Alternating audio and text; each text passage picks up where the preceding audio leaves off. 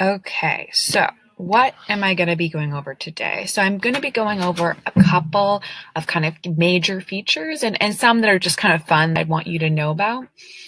So the ones I'm going to be going over are Kanban for my actions, time tracking, Hive homepage, Hive status updates, and some changes to file sharing. So there's a lot I'm going to go over, and I'll try to be as slow and careful as possible. But if I'm being confusing at any point, just let me know, and I'll slow down and explain differently. Okay, so let's start off with Kanban for my actions. Now, I didn't mention this in the presentation, but my actions is basically what it does, as I said, is it aggregates all your tasks that are assigned to you in one place. And I personally like this list view, actually. I like checking things off, but a lot of people love a Kanban board. They like to move things from unstarted to completed.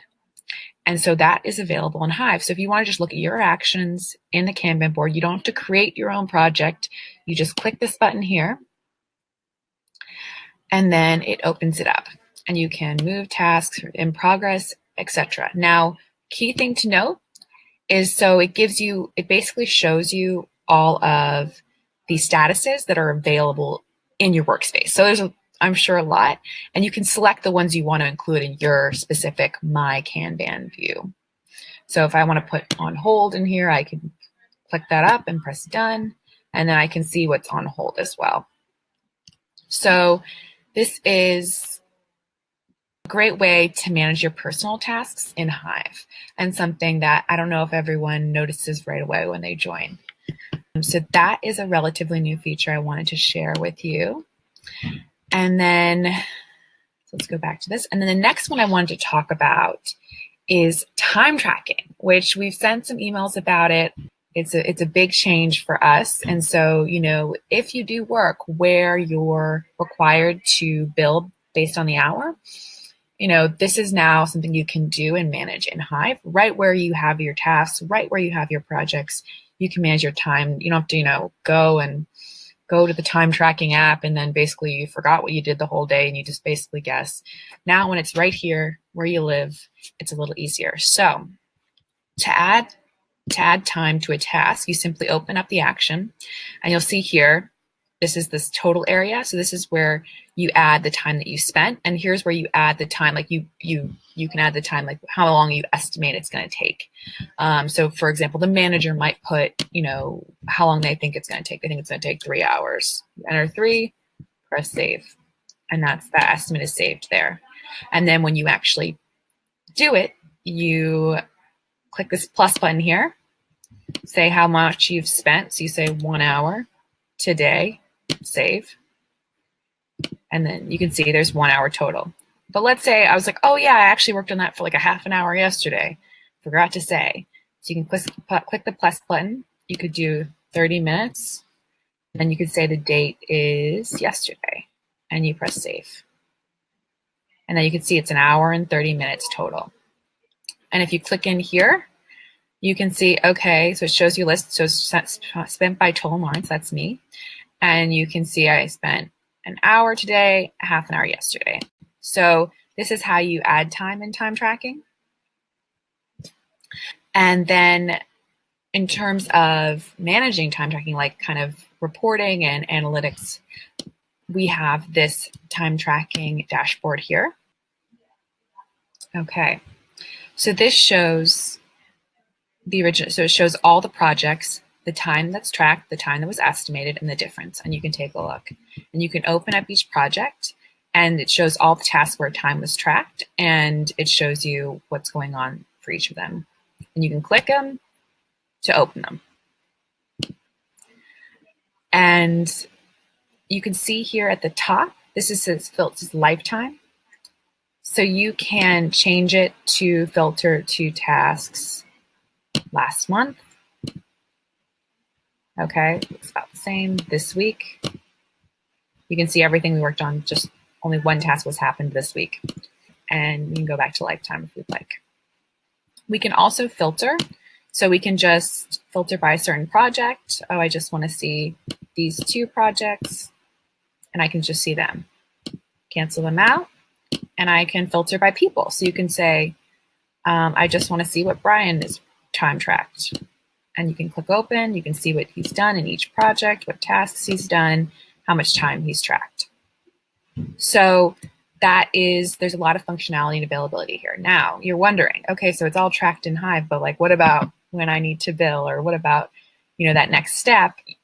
You can download any portion of any view of your time tracking in an Excel file that you can access later on.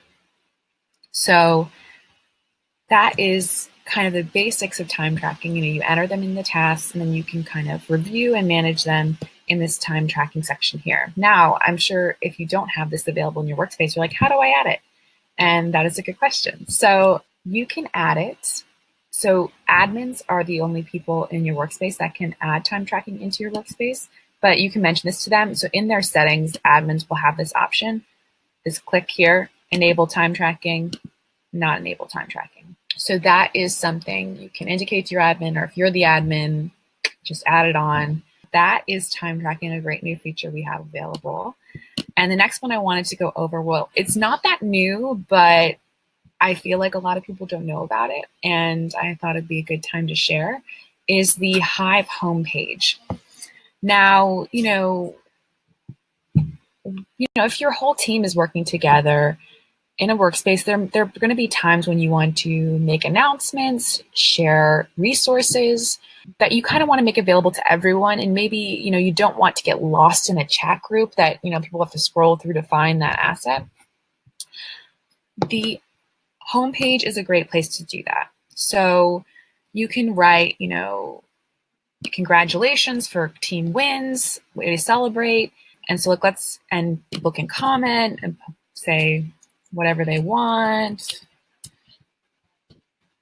or they can, and people can react, all sorts of fun stuff. So let's just add a new post here. And there's different categories of posts. You could just say, we have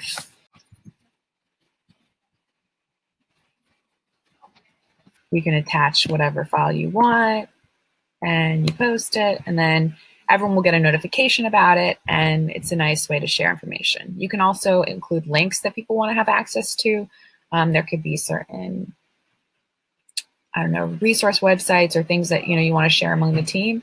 You can just add links here, just the text you want to display, the URL, and that's accessible to everyone. So it can be a fun thing to have available in your workspace, something to play around with. It depends, on your needs, if it's the right thing for you.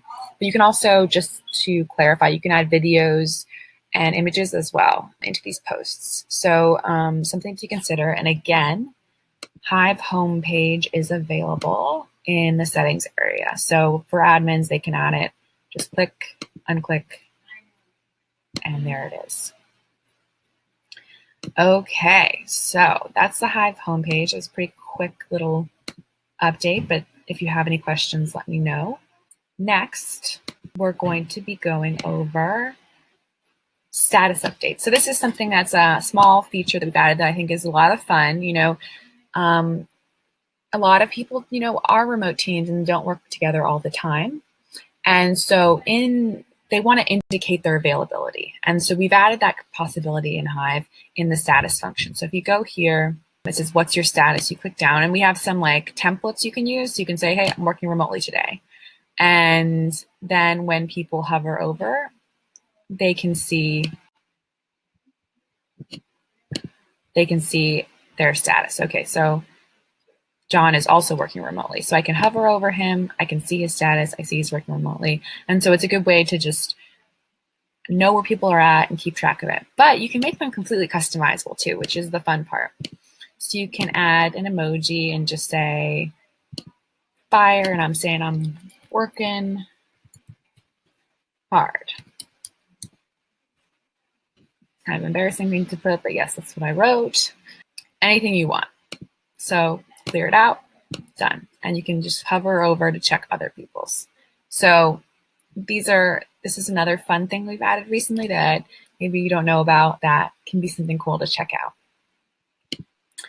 All right, finally, I just want to kind of keep you guys aware of a change we made to file sharing. Before, with Google Drive, you could only connect to your drive, your personal drive, and it didn't allow you to share things from your team drive.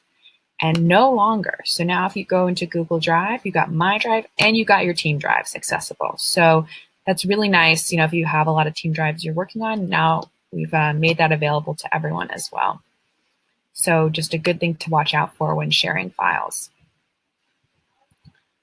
Okay, so that was kind of a quick rundown of, oh, there's one more thing I wanted to show you guys before I hop off.